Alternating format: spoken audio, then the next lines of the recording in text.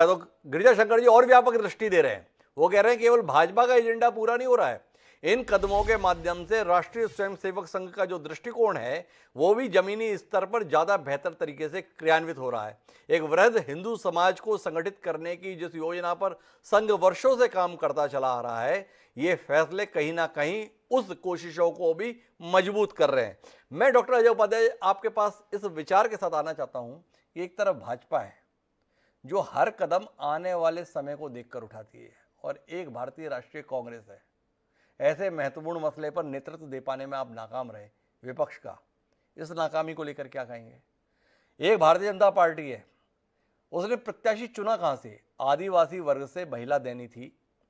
ऐसा नहीं है कि केवल उड़ीसा में ही आदिवासी वर्ग के बीच का कोई चेहरा भाजपा के पास था, वह मध्य प्रदेश से भी दे सकती थी, झारखंड से भी दे सकती थी, और भी तमाम राज्य यहां से दे सकती थी, पर उड़ीसा से क्यों? उसने क्या केवल और केवल 2024 में लोकसभा को ध्यान में रखा है? या आप देख पा रहे हैं कि उड़ीसा में नवीन पटनायक की सरकार को उखाड़ फेंकने के लिए भी एक संदेश देने की कोशिश भाजपा ने की है? क्या आप देख पा रहे हैं कि भारतीय जनता पार्टी किस तरीके से एक फैसले के माध्यम से कितने हितों को साधती है? दूसरी तरफ आप हैं, राज्यसभा के लिए प्रत्याशी चयन की बात होती है तो जिन दो राज्यों में ले देकर आपकी सरकार पूर्ण बहुमत की बची है, वहां से भी एक आदमी को चुनने के लिए आप तैयार नहीं होते हैं। ये दृष्टि के संदर्भ में, दूरंदेशी के संदर्भ में अंतर को लेकर कुछ कहना चाहेंगे डॉक्टर अजय उपाध्याय?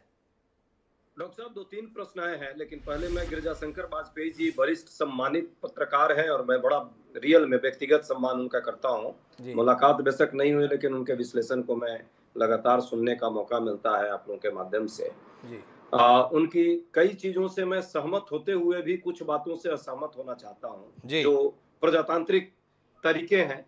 और मैं ये मानता हूं कि भाजपा के दृष्टिकोण बेशक राजनीति के हैं, और राजनीतिक पार्टी है तो राजनीति के होंगे, उसमें कोई बुराई भी नहीं है।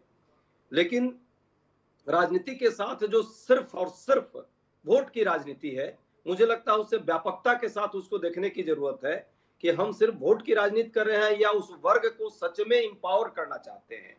आपने फॉरेस्ट राइट एक्ट में जो अभी संशोधन अभी कुछ ही दिन पहले आया है, मैं मुखातिब इसलिए वरिष्ठ पत्रकार साहब से हूं क्योंकि वो इस मुद्दे को समझते हैं और जानते हैं, उनका अनुभव है बस्तर से लेकर सब जगह, कैसे उनके राइट्स को खत्म करने का प्रयास है और कहीं ना कहीं अपने जो पूंजीपति मित्र है उसको अब जंगल, जल और जमीन के रास्ते पहुंचाने का प्रयास है। एक तरफ तो आप राष्ट्रपति के पद पर एक आदिवासी को रिप्रेजेंट करना चाहते हैं और उसका ढोल पीट करके वोट भी लेना चाहते हैं।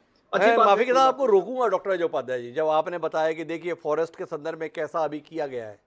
क्या आपको पता है द्रौपदी मुर्मू जिस समय पे झारखंड की राज्यपाल थी और भारतीय जनता पार्टी की सरकार थी रघुवर दास जी के नेतृत्व में, आदिवासियों की जमीन के व्यावसायिक इस्तेमाल के संदर्भ में एक विधेयक लेकर आई थी। यही द्रौपदी मुर्मू थी।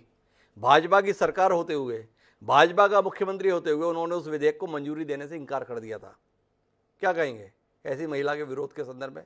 आप आदिवासियों के हितों की चिंता कर रहे हैं, दलगत राजनीति से परे जाकर आदिवासियों के हित में क्या उचित है क्या अनुचित है, इसका परिचय अतीत में द्रौपदी मुर्मू ने दिया।